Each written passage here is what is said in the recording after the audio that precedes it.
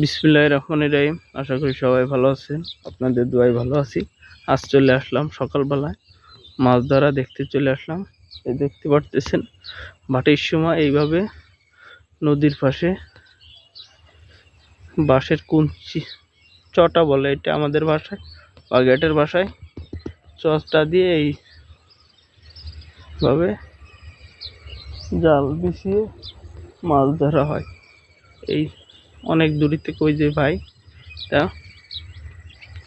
মাছ ঝাড়ে নিয়ে আসতেছে। এখন জোয়ারের আগে ভাটির সময় পাততে হয়, আবার জোয়ার শেষ হওয়ার পরে ভাটির সময় জালগুলো গুছিয়ে গুছিয়ে অনেক ধরনের এখানে মাছ বাঁধে। আপনাদেরকে দেখায়, এখানে বিভিন্ন পদের মাছ বাঁধে, যেমন চিংড়ি মাছ, টেংরা মাছ, বিভিন্ন ধরনের অনেক সুন্দর সুন্দর মাছ বাঁধে। অনেক সুন্দর মাছ ধরার পদ্ধতিটা অনেক ভালো, অনেক সুন্দরভাবে চমৎকার সিস্টেম, অনেক সুন্দর মাছ বাঁধিয়েছে। আমরা একটু মাছগুলো দেখব। যে ভাই মাছ মারতেছিল উনি খুব খালি গায়ে, এই কারণে কাদা মাদা মাখা নোংরা জায়গার ভিডিওগুলো দেওয়া চাই না বলে ভিডিওটা করতে পারলাম না পুরোটা, আর নিচে প্রচুর কাদা,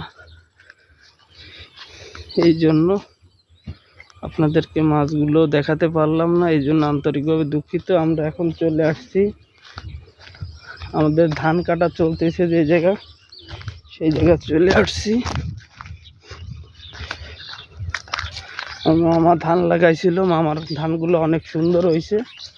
মামা অলরেডি করলাম ধানে পোল শুরু করে দিছে, এই যে ধান কাটা চলতেছে। মাশাআল্লাহ অনেক সুন্দর ধান হয়েছে, কিন্তু বৃষ্টির কারণে 2-3 দিন লেট হয়ে গেল। এই 2 দিন ধরে প্রচুর বৃষ্টি ছিল আমাদের এইদিকে, এই জন্য মামা ধানগুলোকে এখন থেকে কাটা শুরু করছে, কারণ দিন যাবে এখন আরও বৃষ্টি বাদল হবে।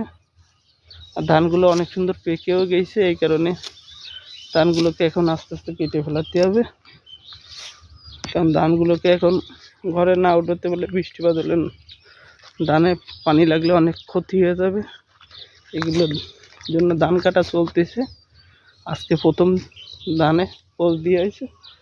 মাশাআল্লাহ অনেক সুন্দর ধান হয়েছে। ইনশাল্লাহ ধানগুলোকে পরিপুষ্টভাবে বাসায় নিতে পারলে তার জন্য অনেক ভালো হবে। আর অনেক জায়গা নিয়েই ধানটা করছে, অনেক সুন্দর ধান হয়েছে। আর আপনাদের কাছে এই ভিডিওটা কেমন লাগছে অবশ্যই কমেন্ট করে জানাবেন। আর ভিডিওটা যদি ভালো লাগে একটু বেশি বেশি শেয়ার করে অন্যকে দেখার সুযোগ করে দেবেন। সবাই ভালো থাকেন, সুস্থ থাকেন, আল্লাহ হাফেজ।